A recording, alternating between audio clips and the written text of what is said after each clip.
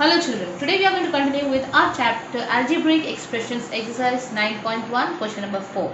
Now here we have to subtract this polynomial from this polynomial. So first let's arrange it in horizontal way. So this is how we would arrange it. Because it is subtraction, we are going to bracketize each of the polynomial and put minus sign in between so that we don't get confused with the signs. Now the first bracket could be opened as it is because there is no sign here. That means that there is a plus sign, and plus sign generally don't convert anything into different one. So plus sign remains. So this first polynomial would be taken as it is, but whereas the second polynomial, all the signs will be reversed. All the signs will be opposite of it. So if it is plus, it would become minus, minus would become plus. So here it would become minus, plus, minus, minus. So when you open the bracket, this is how it would look. All the signs are changed here, here no changes. So now we have to see which are the like terms and put them one beside the other so that it's easier for us to continue with the operation. So 12a and 4a are like term, minus 9b and 7ab are like terms, 5b and 3b are like terms, minus 3 and minus 12 are again like terms. So now we are going to do the operation on these two, these and these, and then whatever the answer, we'll arrange it in horizontal way. So this is what we would get. So 12 minus 4 is 8, minus 9 plus 7, different sign subtraction. So minus 2ab because 9 has bigger absolute value. So minus 2ab plus 5 minus 3, different signs, again subtraction, but here 5 has bigger absolute value. So plus 2b minus 3 minus 12, both are same sign. So you add and you give the sign of the number with bigger absolute value. So minus 15. So that's our final answer. Now the next question, again subtraction of this trinomial from this polynomial. So arrange it in horizontal way. So this is what we would get. So this polynomial is bracketized. This is again bracketized with subtraction sign, the minus sign in between. When you open the bracket, what would happen? The first polynomial, the one from which we are subtracting, would remain the same, whereas the second one would get the opposite sign. So plus is minus is minus, minus is plus. Now putting the like terms together. So these are the like terms, these are the like terms. So we are going to arrange them like term wise. Now here 5 and 3, different signs, subtraction, and bigger number, bigger absolute value is 5. So it is positive 2xy. Minus and minus both are same sign. So you add. So minus 7yz, minus and plus, different signs, subtraction. So 7 minus 2, 5. 10xyz doesn't have any pair, so it remains as it is. So this is our final answer. Now the next one, again subtraction of this polynomial from this one. A long stretch is there, so let's see how it will be arranged. So this is our first one. The bottom one we have put it here. Now the next one is this one. So minus sign and the bracket. This is all one step. Alright. Now we open the brackets. When you open the bracket, this is what we would get. The signs are reversed in the second polynomial, the one that is being subtracted. So that would get reverse of the signs. And after that, we put the like terms together. This is how we get the like terms. These are like terms, these are like terms, these are like terms, these are like terms, these are like, and these are alike. So these are the like terms. Now continue with the operation. So 18 and 10 will give you 28. Minus 3 plus 8 would give you 5p, and then 5p square minus 4p square. So you get plus and minus, so subtraction. So it would be p square, q square, pq square. So this is how we would get. Next step would be arranging according to the degree. Now degree is the power, nothing different in that. So power, and we arrange it in alphabetical order for convention. So here p square q, p the bigger value for p, and then q's bigger value, then pq, then p, then q, and then the number without any variable. This is our final answer. Now the next one, exercise 9.2. Find the product of the following pairs of the monomials. Now here we are going to start with multiplication. When we talk about multiplication, the coefficients multiply the coefficient. The variable, if they are same ones, then you add their power like we do for the powers. We saw in the powers lesson, and then whatever the different variables, all the variables, the powers will be added. So that's basically how we add. So here 4 multiplied by 7p.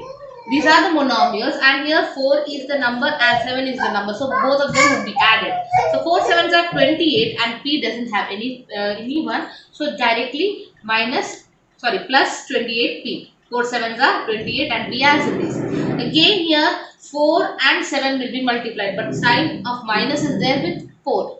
So 4 sevens are 28 and it will be negative. P into P, the power here is 1 and 1. So you add the powers. When you add the powers, you get the power to be 2. So minus 28 P square would be our answer.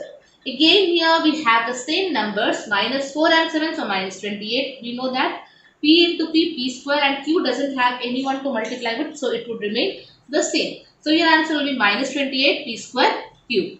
Now 4PQ and 3P. Now here 4 into minus. So here 4 multiplies minus 3. So you get minus 12 P cube multiplied by P. So here 3 and here, because there is no power, we know that there is power of 1. So 3 and 1 gives us 4. So your answer will be minus 12 P raised to 4. Likewise 4P multiplied by 0. Now any number, any variable, if you multiply with 0, your answer is going to be 0. So finally your answer would be 0 for the last question. Now the next question, find the areas of the rectangles with the following pairs of monomials as their lengths and breadths. Now length and breadth, this one is length, this one is breadth. Now whatever happens when we find the area, what happens is we multiply length and breadth. Length L into B is our area of rectangle. So this is length, this is breadth. So you directly multiply. P into Q would give us the area of this rectangle with the measure of length P and breadth as Q. So what happens? Directly multiplication. So PQ is our answer. Likewise 10M and 5N. These are the length and breadth. So directly length into breadth gives us area. So 10 5 are 50 mn would be our answer.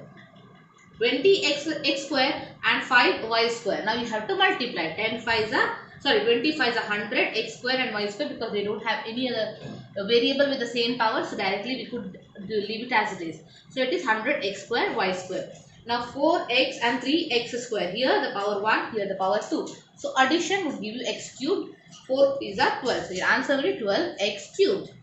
And then 3mn and 4np. Now here 3 4s are 12. M doesn't have any other m here, so leave it at that. N has n. So n raised to 1 and n raised to 1. 1 and 1 would be added, so n square. And p doesn't have any pair, so it would be as it is. So this is our answer, 12 m n square p. Now the next question is, complete the following table of products. Now here what we are doing is we are multiplying and getting the product. This one multiplies this, multiplies this, multiplies this, and multiplies this. The same thing multiplies each and every one of these. And likewise each one of these should be multiplied with these.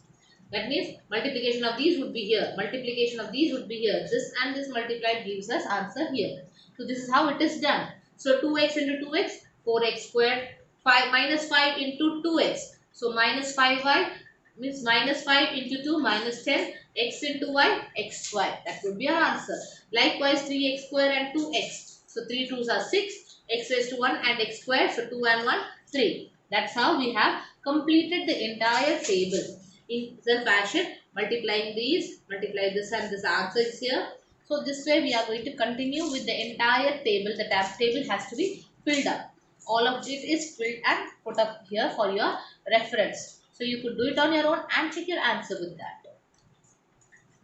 And the next question, obtain the volume of rectangular boxes with the following length, breadth and height. Now we have studied about the volume of cube, and the same thing applies for the cuboids. Rectangular boxes are nothing but cuboids. When we talk about cuboids, the area, the volume of it is length multiplied by breadth multiplied by height. So here this is length, this is breadth, and this is height. That means we just have to multiply them and give the answer. That's our volume. Now we are going to multiply these three monomials one by the other. So when we do that, what happens is 5, 3 and 7 would be multiplied because they are the coefficient, they are the numbers, and then a squared and a raised to 4 will be multiplied. So 5 3 is 50. So first we are going to multiply these and these, and then there are some polynomials also to be multiplied. So all those things we have to see and multiply. The first two are done for you. So here we just multiply. How many x's are there? There are 2 x's in 2 places. And the power with those x's are 1 and 1. So x squared. y and y. There are two y's with power 1 each. So 1 and 1 added gives you 2. So y raised to 2 or y squared. Z and z. There are two z's. Powers are 1. So y squared. A into a squared into a cubed. So minus sign, leave it as it is. A 1 plus 2 plus 3, that is 6. Therefore minus a raised to 6. Now since the power here is an even number, so we could leave that minus sign out. It doesn't matter.